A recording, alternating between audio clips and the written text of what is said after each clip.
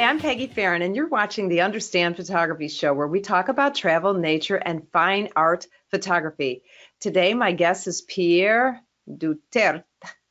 I don't know how I did on that. I'm not so good at French.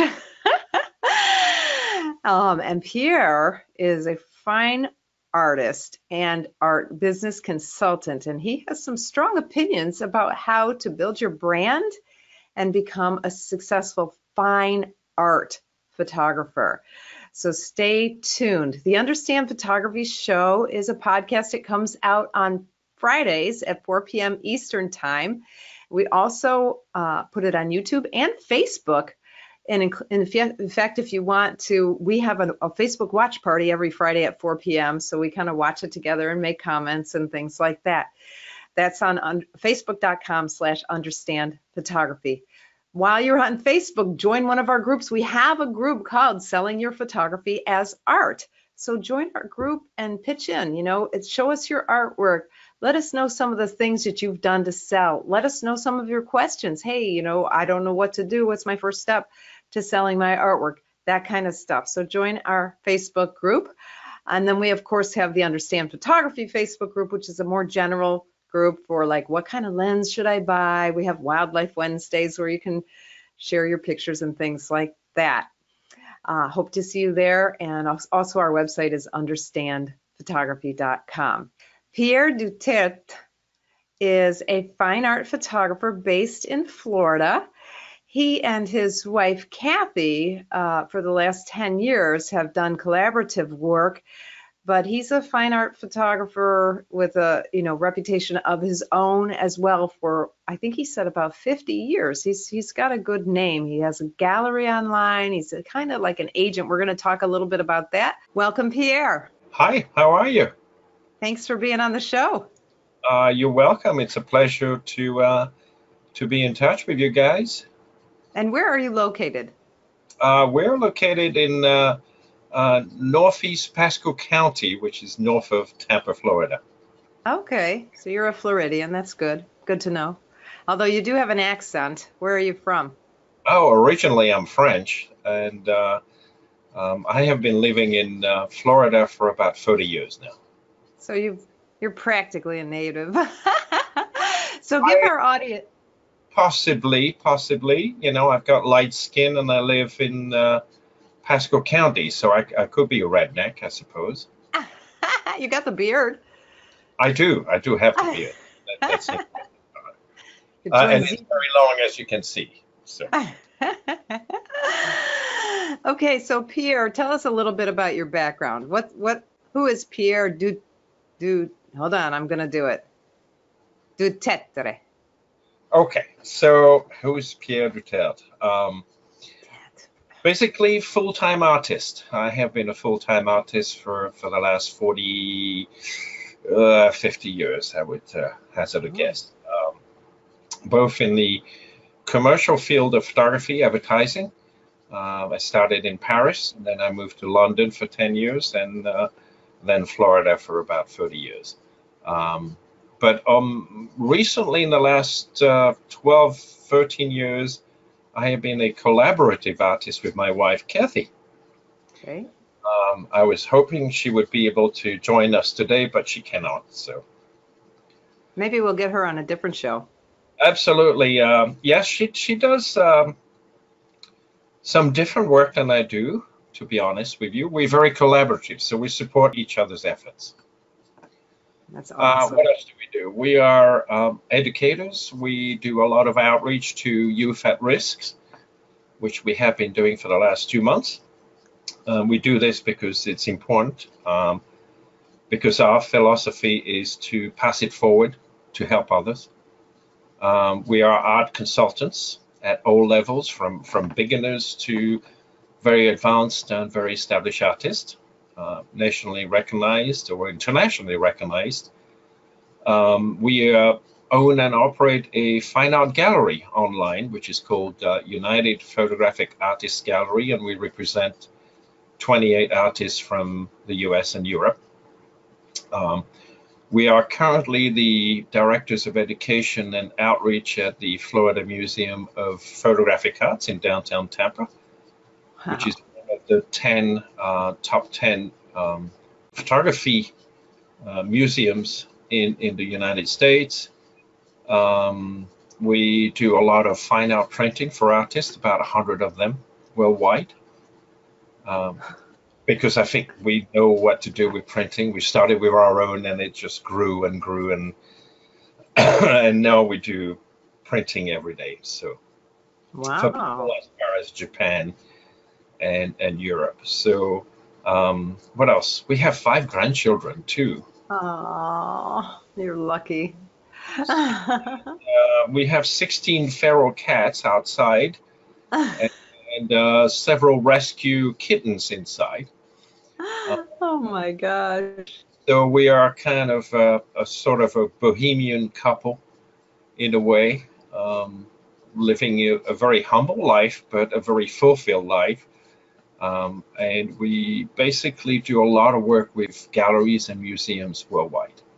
Oh wow. So that's what we're going to talk about today, because we Yeah. have a lot of our typical audience member is somebody who is into maybe nature or abstract photography or wildlife photography, and they really, really want to sell their work, and they don't have a clue, most of them. Most of them are, kind of new at it. I mean, we've got some experienced people too who are doing a great job of selling their work, but of course, they're the type of people who always want to be learning more. So they listen to this podcast for that reason. So you work with several fine art galleries besides having your own gallery online, correct? Yes, we very much in touch with about 40 or 50 galleries worldwide. And Um, museums too. Of course, and obviously, you're yeah, the very much. education. Yeah, very much museums in the U.S., galleries in the U.S., and then galleries in Europe and Japan too. Wow, Um, Japan. so yes, it is. I think the fallacy here is that people want to sell their work, and that's always the end goal of a lot of photographers. And that is not necessarily true, in my opinion, in my humble opinion, or not Okay. sometimes, but generally speaking, it's not about selling the work, but it's about selling the artist. In other words, you have to sell yourself. You have to build a resume. You have to build a CV of track record of, winning competitions, getting shows, however humble they may be, in many galleries. Most museums and galleries offer competitions nationally many times during the year. And Okay. that is the way to submit your work. Yeah, there is an investment there, but there's also much recognition when you get into a show, and that becomes part of your CV or resume building. Okay. Sales come after, because very often Mm. amateurs tend to sell their work for whatever number came out of the tea leaves of that morning. And That was funny. it is, it is. It's, people say it's by the square inch, which is like total, really poppycock. Uh, Yes. and it doesn't rely upon a business plan, which is that if you sell work for very little money, including at a loss, which is what most amateurs do, you have a problem getting your pricing up eventually when you get to the big league, when you get into a gallery. And in fact, it's going to affect you to get into a gallery or museum, because they're going to look at your track record. And if you sell your prints for $50, that will preclude you from ever being invited into a gallery or a museum, Right. because you've diminished your work, you've diminished the quality of your art, and you've demonstrated a lack of knowledge and understanding. It is better to sometimes give your prints away, particularly for charity, because that's a Okay. good investment on your CV. It is better to give it away than sell it for next to nothing. That's, sell yourself first. The work sales will come second. Now we deal with pretty advanced artists that keep telling me about selling their work, and I keep telling them, well, your CV is only 1 page long. Once we get to 3 pages long, then your work will sell, you know. Because people buy work either because they fall in love with it during an exhibition, and that's good, that's great, or because they follow you as an artist. So first you have to sell yourself as an artist. So we go back to the full loop there. I hope that answers things, but that was like such great advice. Step one is you need to become the brand, because you think about this. Why does somebody want to buy a Picasso? Is it because it's really a great piece of art, or is it because it's a Picasso? because it's a Picasso. I mean, there's hundreds and hundreds of Picasso lithographs out there that are very secondary or tertiary work that are selling for $10,000 to $20,000. Monsieur Picasso, Pablo, probably would be fairly horrified at that. But I mean, that is. It's the same for many artists, you know. I'm sorry, you cut out. What? Oh, it's the same. It's the same story for many artists, you know. That just it is the brand. It is the brand that sells. You have some major, highly recognized international artists that are selling some average landscapes for hundreds of thousands of dollars. So, all right, let's just continue with that. So the first step is to build your brand, basically. Is it better to try to get into like contests from museums? Does that look better on your resume, or art galleries or art fairs? What looks best on your resume? Okay, that's a great question. I think contests from museums is the number one. Because they have the brand recognition. Excuse me. And also because their curating and judging is normally at the very high end. Okay. So if you make it into a museum contest, for example, Florida Museum of Photographic Arts has 3 or 4 open invitations every year. Okay. The member show, the international show, which I just printed for the museum, there's a Forever Young, which is a senior show. And there may be another. Those are good things on your CV. There's a recognized name. Major galleries, you know, there are many out there. The Griffin Art Center, the Barrett Art Center, the LA Center for Fine Art Photography. There are many out there.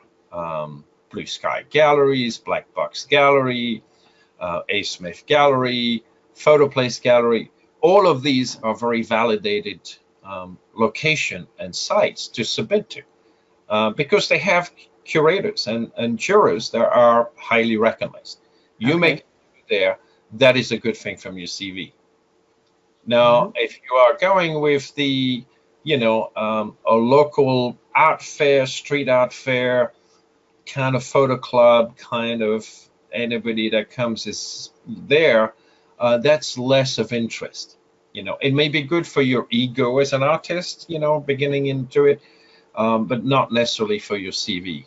And that's what you're trying to achieve is your CV. You're trying to build it so that you have a name, as you said, a brand recognition. And in a brand recognition exercise, you have to be careful who you associate with. You have to go with highly recognized names. Museums, high-end galleries, good.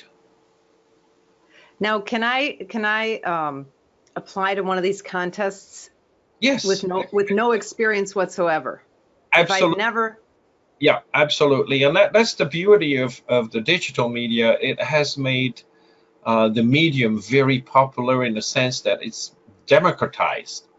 It's made it very democratic. Sorry, my French accent comes out, but anyone can be a winner in these competitions. Now, there are some which are so high-end and so complex that, you know, I would not recommend you to do it.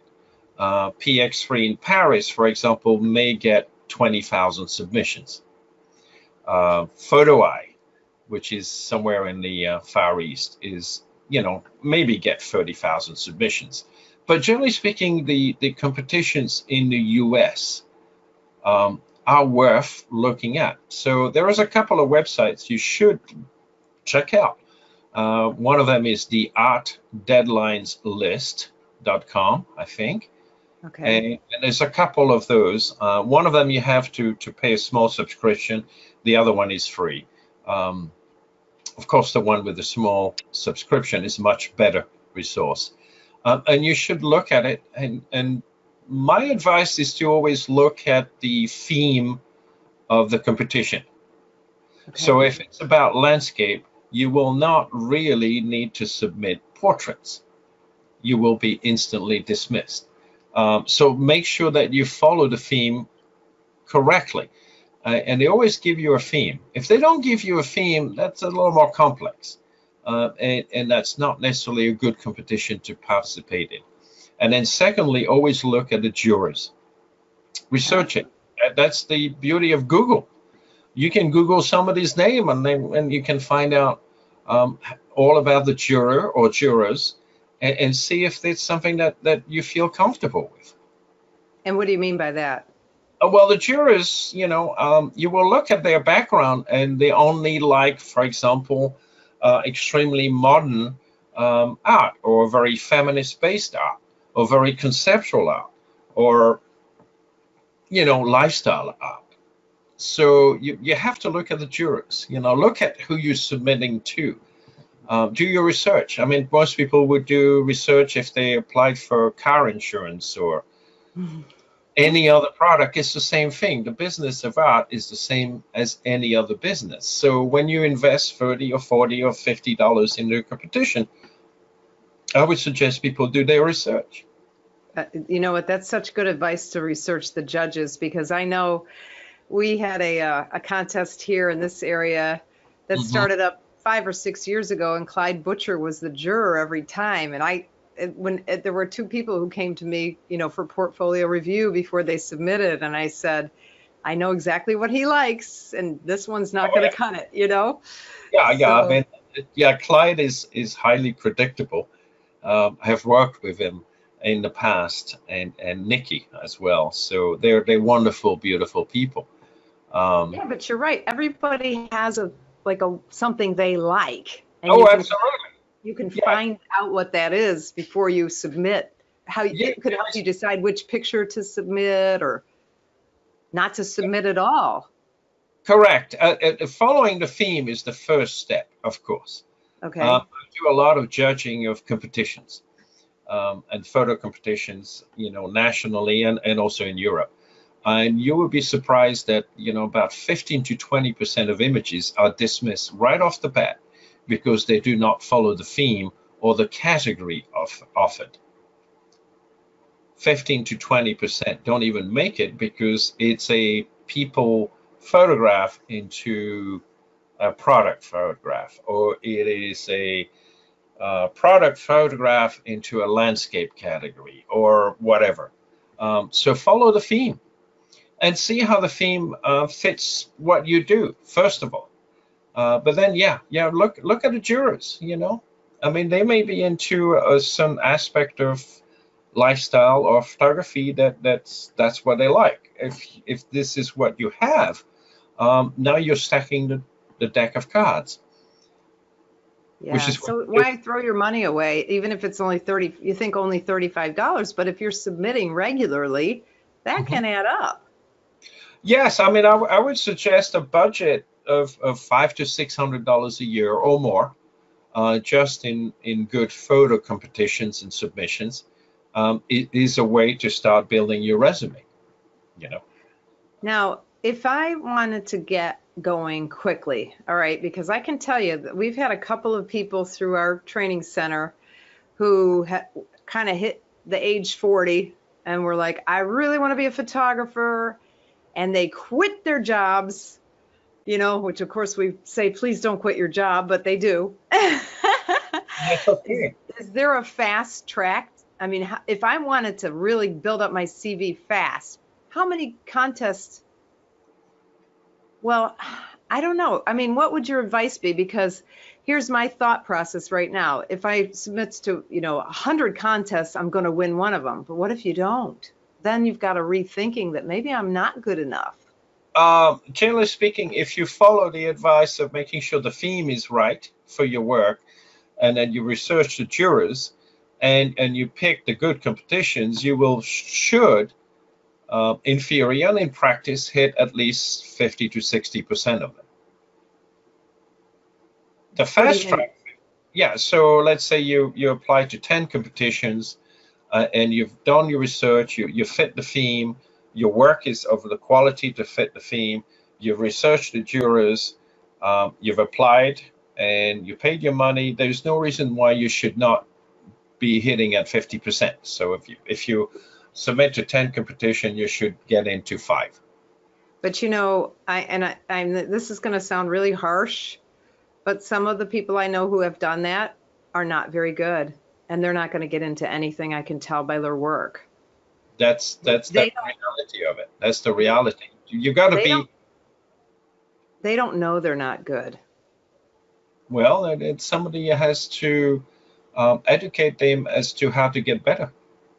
So, I mean, if they were submitting and if they did their research like you said, sure, and they're not hitting even 25%, then they need to rethink and look at their artwork, right? Yes, and I think it's not a terminal thing. It is a question of getting better at what you do. And better at what you do is often education, very good quality education of people that are going to tell you honestly, yes, this really sucks badly. Okay, so, there's the reality of where we started. Now, how do we get to something that does not suck anymore? And that's the initial investment, of course, always has to be into getting to quality work. Now, I do want to say that some of these people have really improved. I've watched them, and they have really, really improved. In fact, there's one guy, he never came through as a student, but I've known him for a long time. And when he started off doing the art fairs, and he was not very good, but he's amazing now. So there is something to say to get started as well. Yeah, you have to make a decision. You want to do this, you want to be good at it. The initial investment is not before we even get to competitions or submission, is how to get better at what you do. It's about a brand, right? But if your product is no good, doesn't matter how good the brand is. So first you have to have the product, then the brand, and then you'll move on, at a steady pace down the road. And I think you need to be doing some type of portfolio review on a regular basis, because we don't know. Yes, I have the opposite. I always think I'm not good enough, and yet I win when I compete. And I'm always surprised by it. I'm like, really? I won on that picture? Basically, there are two kinds of photographers out there. There are the people that think they are way better than they actually are. And that's a very hard landing to restart that and get them to where they need to be. And then the other kind is the people that are much better than they think and lack confidence into what they think. And then that's an equally difficult process to get them to believe in themselves and so on and so forth. But generally speaking, at the end of the day, if you do portfolio reviews, make sure you do it with people that you trust and that have the background to tell you honestly but gently exactly what your work is about and how you can improve, because there's always room for improvement, no matter how established you are as an artist.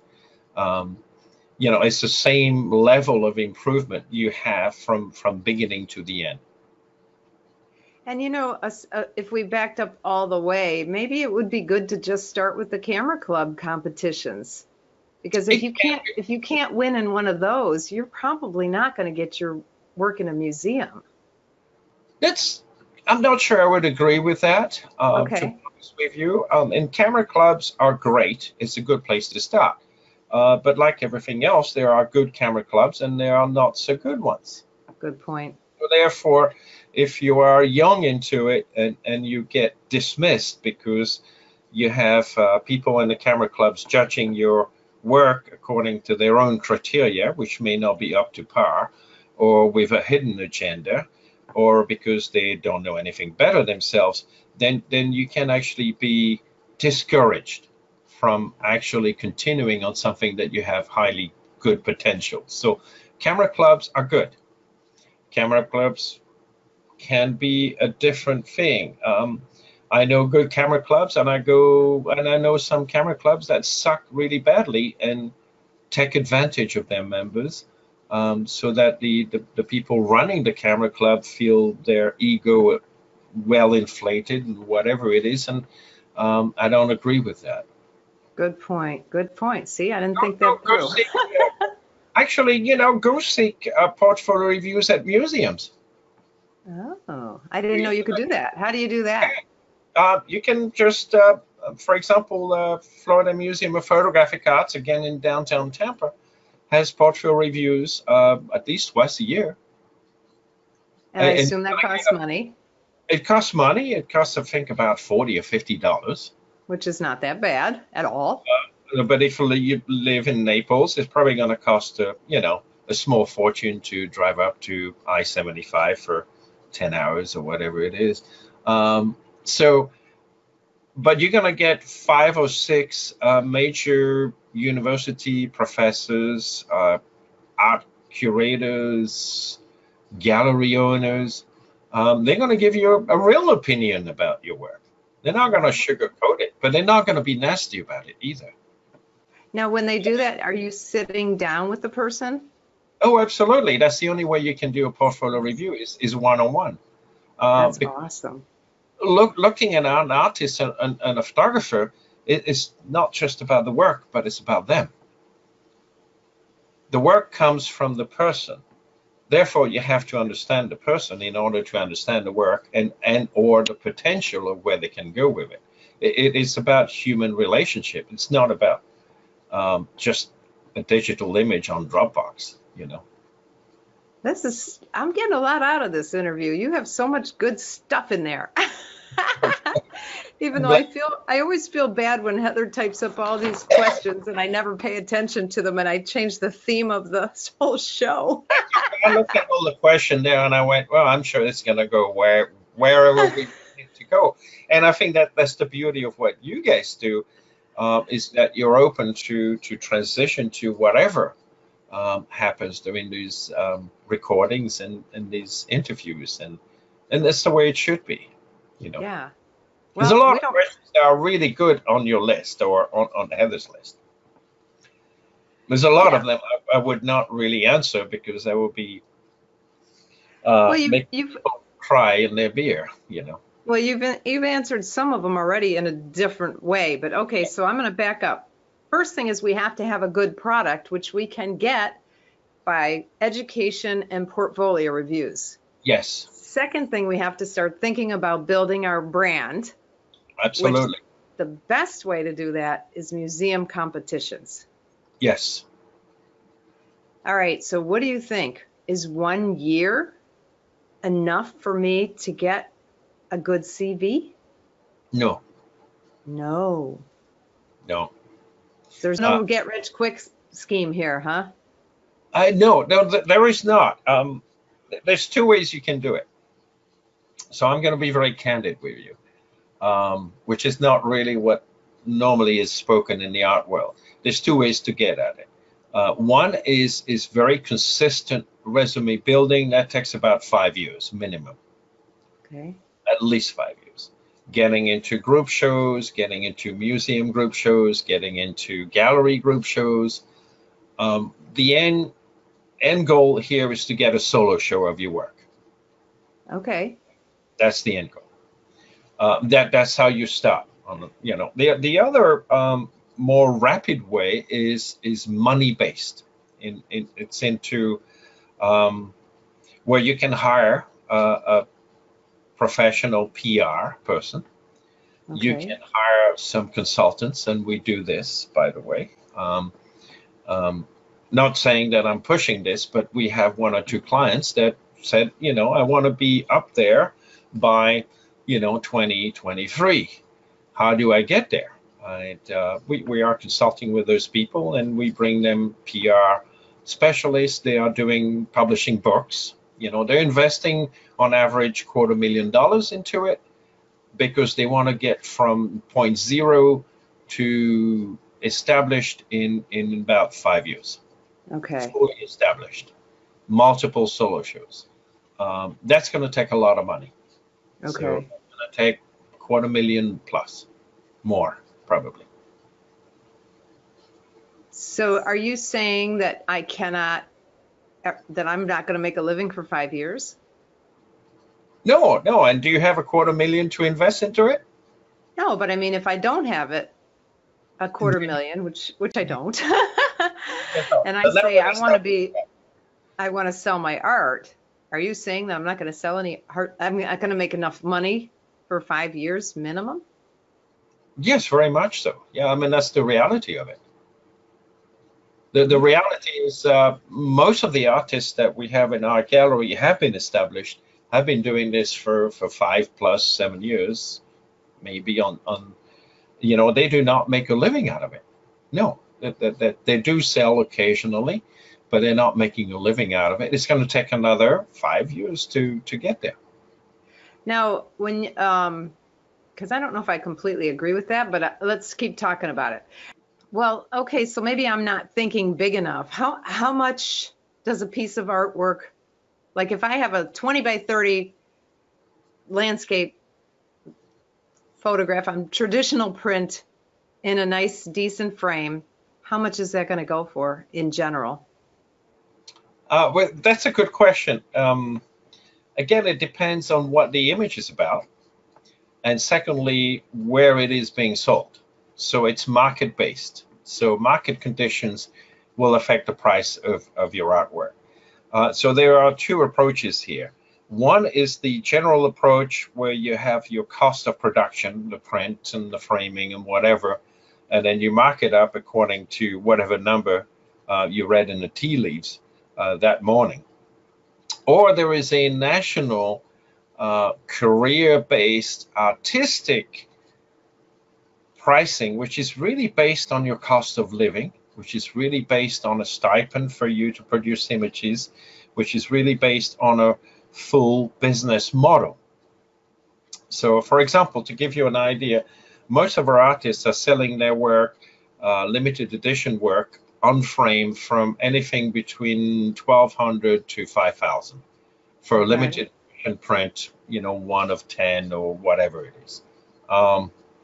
We have one artist that's moving up to about 15,000 now for a single print. Wow. So anything below $1,000 normally is more of the retail model, shall we say. Okay. Above $1,000 is more based on a business model. So in effect, people have made a business plan. I can produce X amount of images per year. It costs me X amount of dollars to live and work and produce those images. Therefore, I take that number, which is, say, I don't know, $50,000 a year, divided by however many images you think you will sell per year. That gives you the price per image. It's a business model, not a tea leaves model, and not because the guy next door in the booth is selling his for $50, so I'll sell mine for $49.99. And that's the fallacy about fine art world, is people derive their pricing from looking at other people's work and sell price instead of what their image is worth in the first place. Okay. So now, do you think if we went, let's say, okay, I need to make a living. I quit my job. Right. I'm just going all out, and I'm going to start doing the art fairs, because you can make money right away at art fairs, right? As long as you're not too cheap, because people think cheaper is better, but you actually make less sales when you lower your prices because people think something's wrong with you. But let's say you're basically killing your brand right off the bat. exactly. But So forget about the brand. You will spend the rest of your days until you're 95 years old in the heat under a tent in an art fair of people that really don't know anything about your work and will be willing to pay $200 for a frame piece. But I mean, I know artists who can make, $10,000, $30,000 in a weekend at an art show, which is not bad money, Oh, that's you pretty know. good.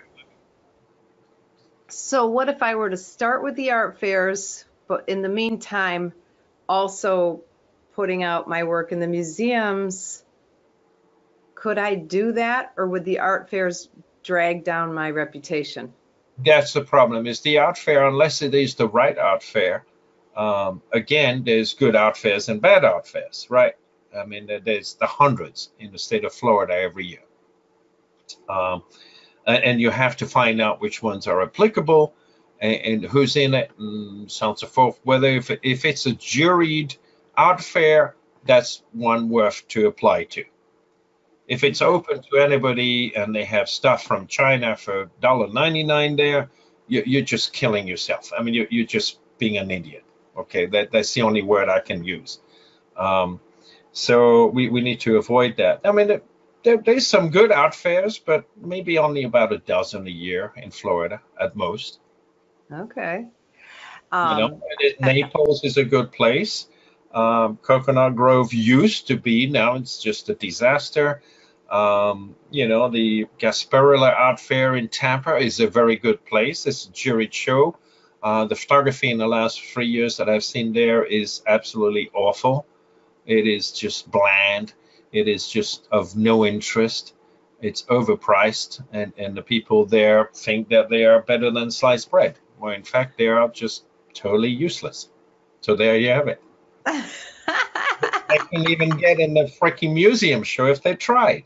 So, so there's good art fairs and bad art fairs. But, all art fairs require a pretty substantial investment. That's correct? true. You have That's to very have a true. booth. You pay for your booth space. You pay for your travel. You pay for whatever else. You pay for building a stock and inventory of work in hoping that they sell.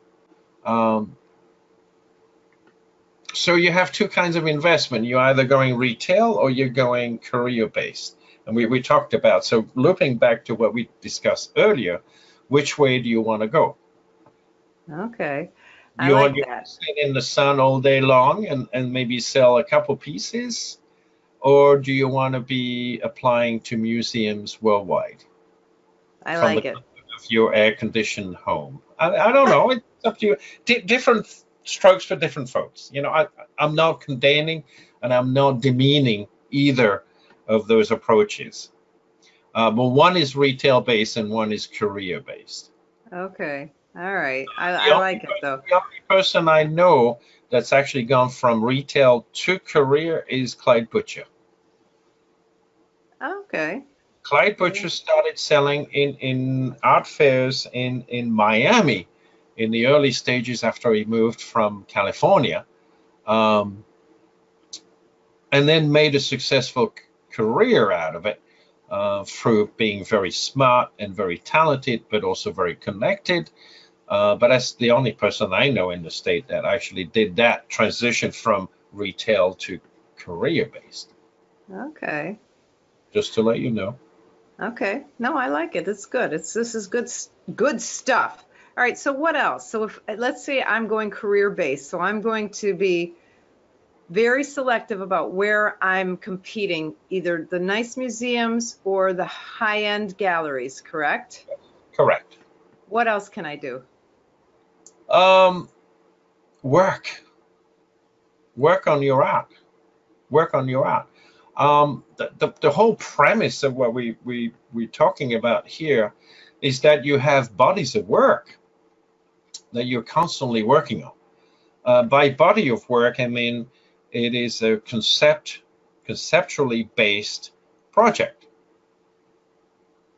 So it's intellectually or emotionally based, or opinion based, or statement based, whatever it is that you want to do. But you have bodies of work.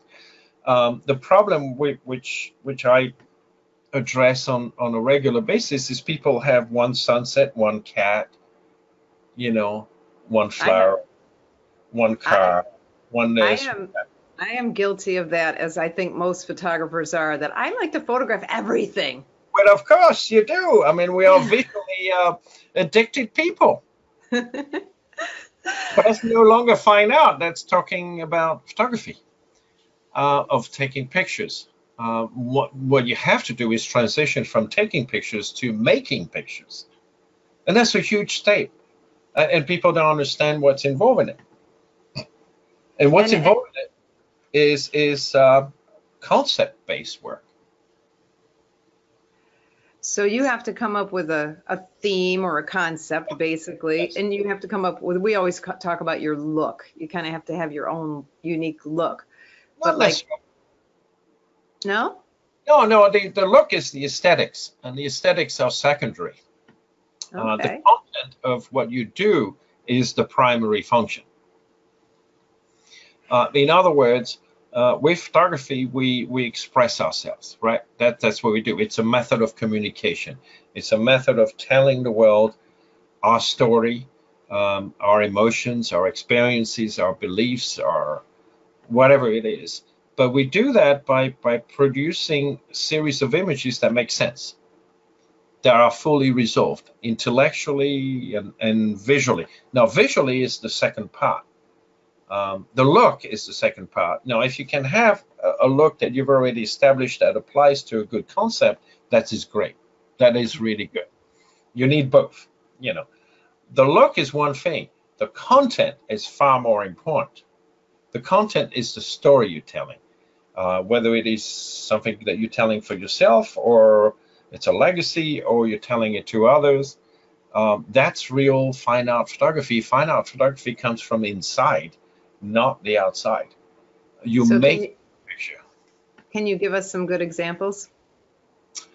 Oh, okay. So, oh, wow. You're the one who went off script, buddy. I did. What's a good example? A good example is some of the projects that I've seen people do. One of our artists, Gary Bieber, has photographed a transgender person for many years called Mona, who went from being a man to a full woman over the years, living in absolute poverty in New York.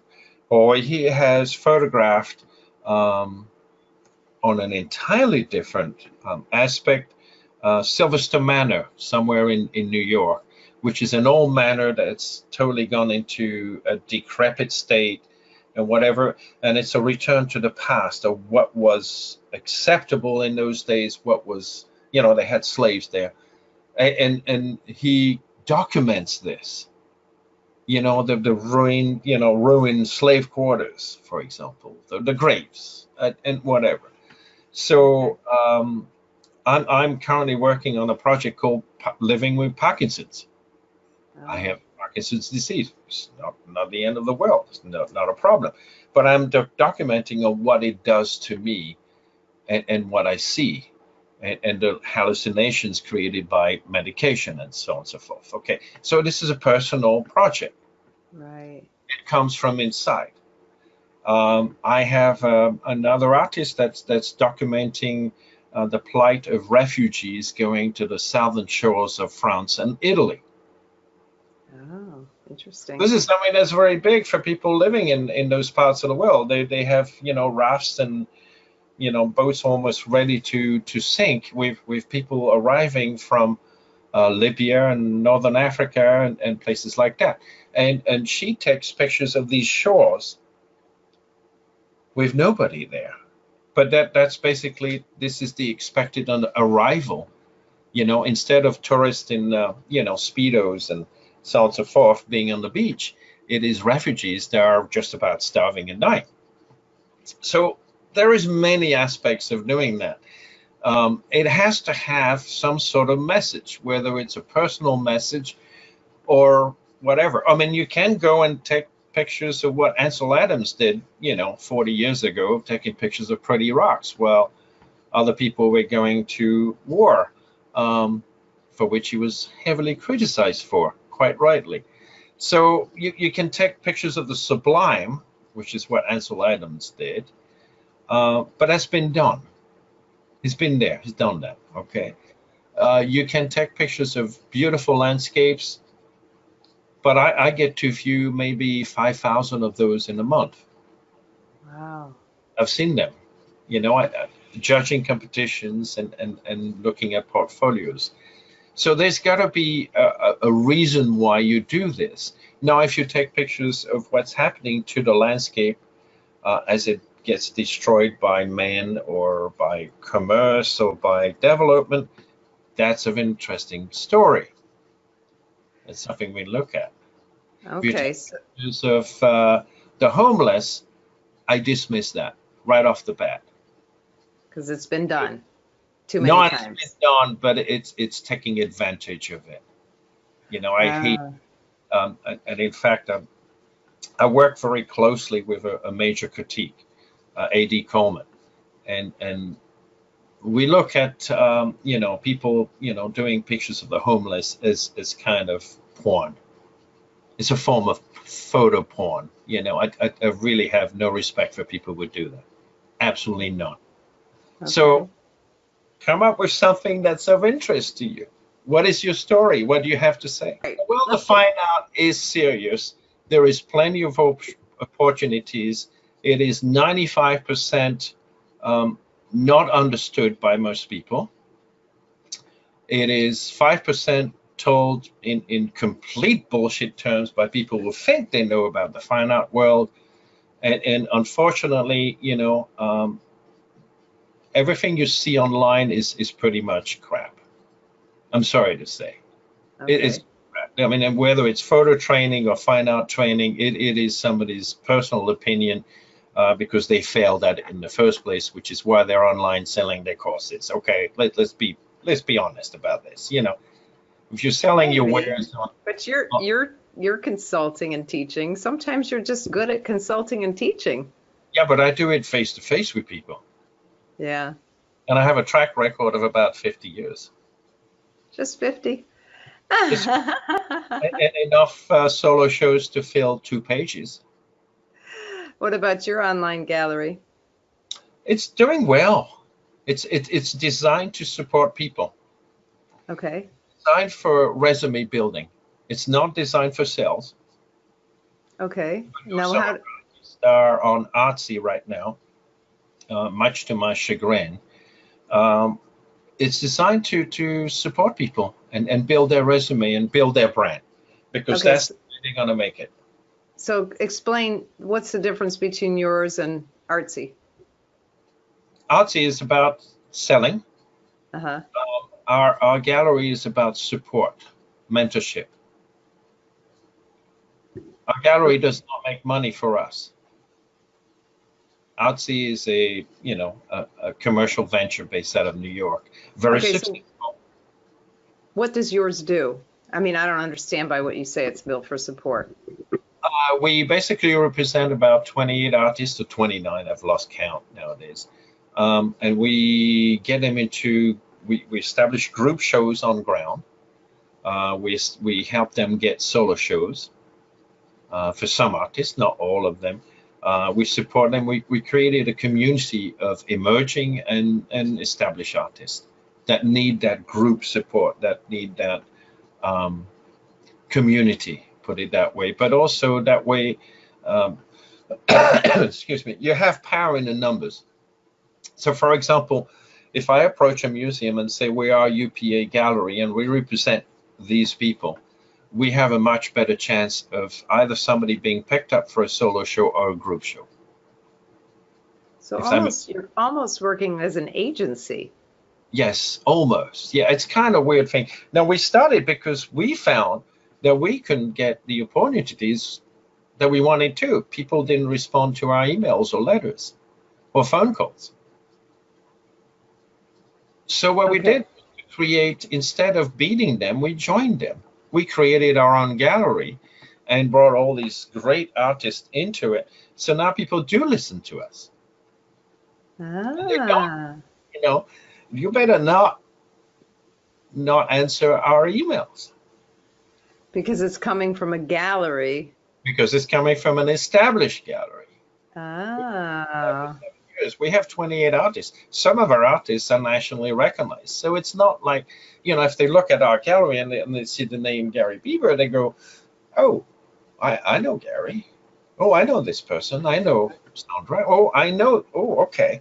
So by establishing something of validity, now we are able to bring the whole group to a level where museums and other galleries will take notice.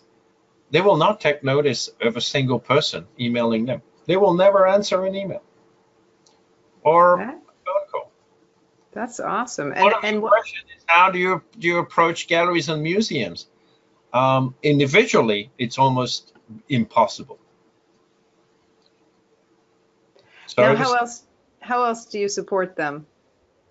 Um, by mentoring them and by helping them, for example, write proper um, artist statements, bios, supporting them during their artist talks. Because if you get into a museum or gallery, there will be an artist talk, and they're going to look at the personality of the artist as much as the work as well. So if the person is not able to present or speak properly, that's a problem. So we help them with that. We help them with pricing. We help them with deciding which competition they should attend.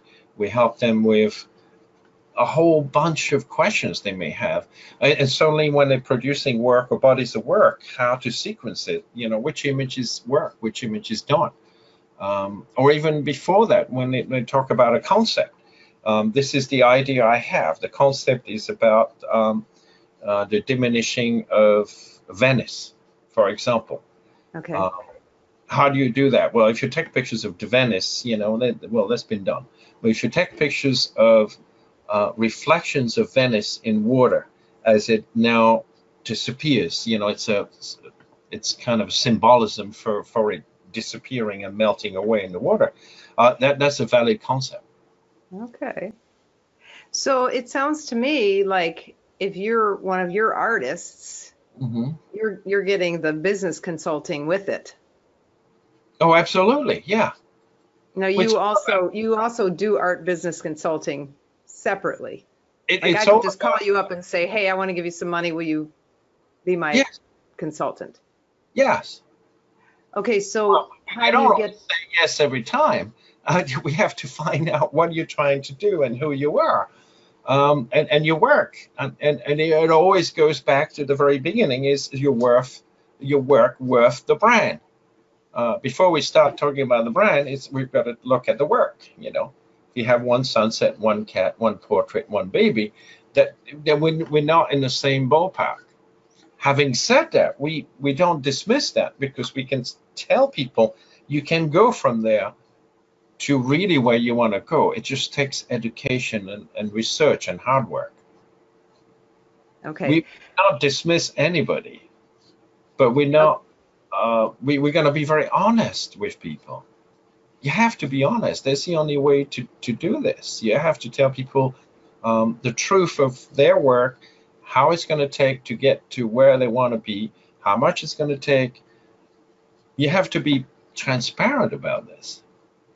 all right, I got two questions that are floating around in my mind. One of them is, if I wanted to get consulting with you, how do I do that, and how much does it cost? Do you have like, I'll do it for a month for this amount of money, or by the hour?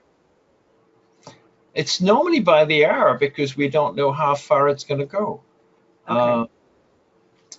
And it's generally based on what questions do you have. It's the same amount per hour, whether you're asking me about, the MoMA in New York, or is the sky okay in that picture.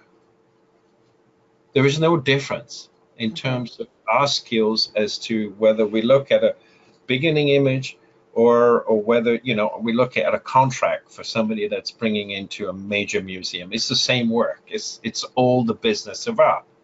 Okay, so yeah, we charge by the hour.